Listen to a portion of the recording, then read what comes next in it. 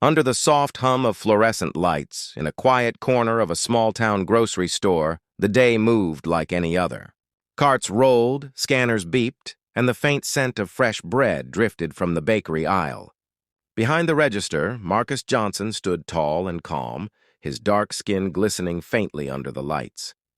His warm smile, the one that every regular customer loved, hid 1,000 small battles, rent overdue, a sick mother at home, and dreams long postponed. But Marcus carried himself with quiet dignity. To him, kindness wasn't an option. It was a duty. Something he had learned from his grandmother, who used to say, "Son, the world can take everything from you but not the goodness you give." It was just past noon when she appeared, a frail elderly woman with trembling hands and cloudy eyes. Her gray coat buttoned wrong, her purse hanging by a worn strap.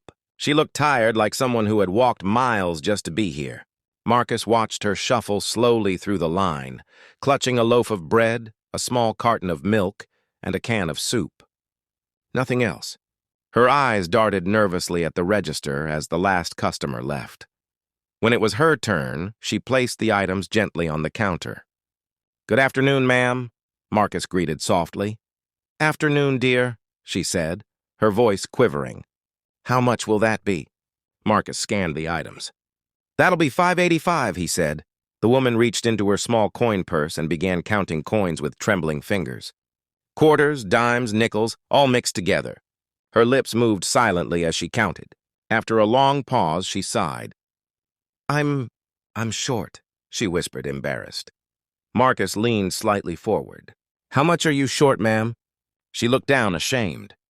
85 cents, she said in a voice barely audible. The customers behind her shifted impatiently, but Marcus ignored them. He saw more than an old woman struggling to pay for groceries. He saw his grandmother, proud, gentle, and always giving more than she had. Without hesitation, he reached into his pocket, pulled out a crumpled dollar, and slid it toward the register. "Don't worry about it," he said kindly. "I've got you covered!" Her eyes widened, startled. "Oh, no, I couldn't." "It's just 85 cents, Marcus interrupted gently, smiling. "You've probably done much more for others in your life." Tears welled in her eyes as she looked up at him. "You're an angel," she whispered. Marcus chuckled softly. "Just trying to help where I can, ma'am." She took her bag slowly, her hands shaking. "Thank you," she said, her voice breaking. "You have no idea what this means to me." And with that, she left the store, walking slowly into the chilly afternoon. Marcus didn't think much of it. He'd done small things like that before, helping someone short on cash, carrying groceries to a car, staying late to help an elderly man find his wallet. He believed kindness was like breathing, natural, quiet, unseen. But what Marcus didn't know was that this tiny moment, this forgotten act of compassion, would echo far beyond that small store.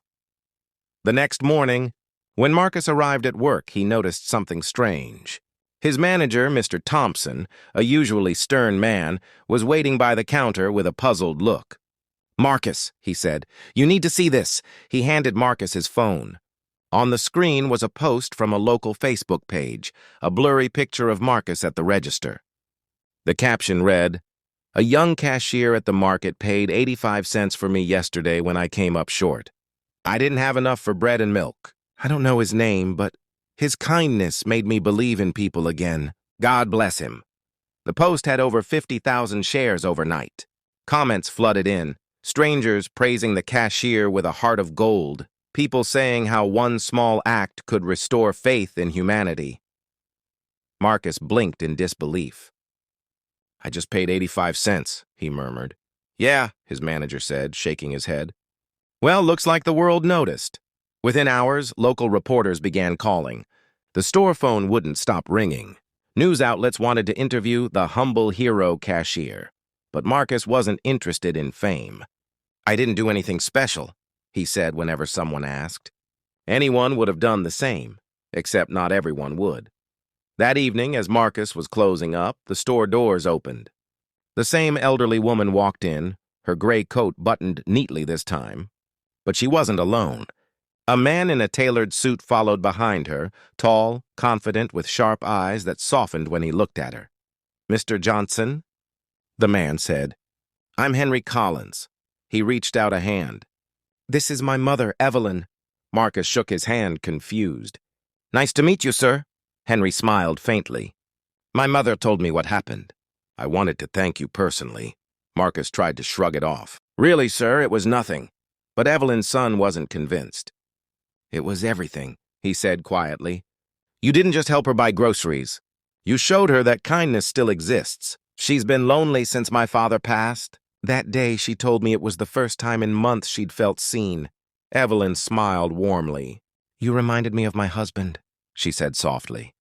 "He was kind like you." Marcus's chest tightened. He smiled back, humbled. "I'm honored, ma'am." Henry reached into his jacket and handed Marcus a small envelope. "Please," he said, "just a small thank you."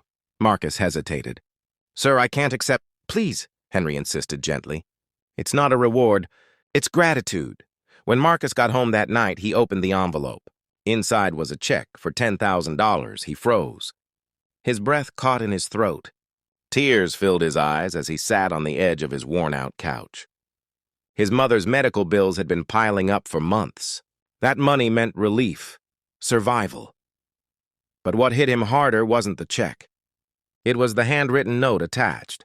"Dear Marcus, kindness has a way of coming back when least expected. Thank you for reminding my mother and me what goodness looks like." Days passed, and the story spread even further. Newspapers, television, social media. Strangers visited the store just to meet Marcus. Some brought flowers, others left small gifts or notes of thanks. But Marcus stayed the same. Humble, soft-spoken, grateful.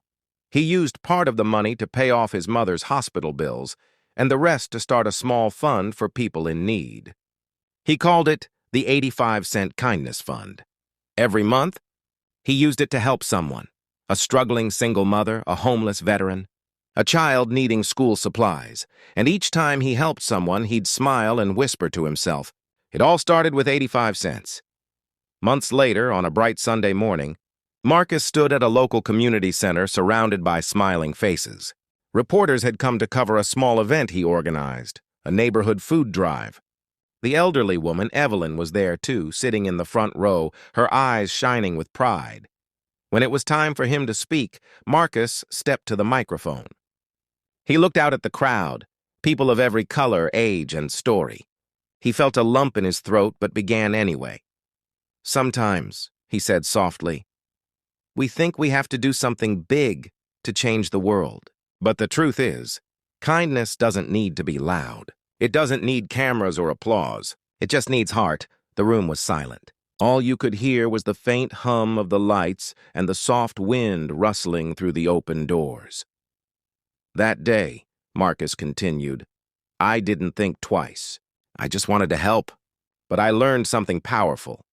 Small things, the things we think don't matter, can ripple through lives in ways we'll never understand. My grandmother used to say, 'Every act of love plants a seed.' I guess I just planted one." The crowd erupted into applause. Evelyn wiped tears from her eyes.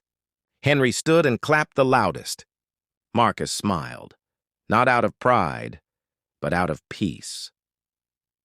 After the event, as people mingled and shared food, a little girl tugged at Marcus's sleeve.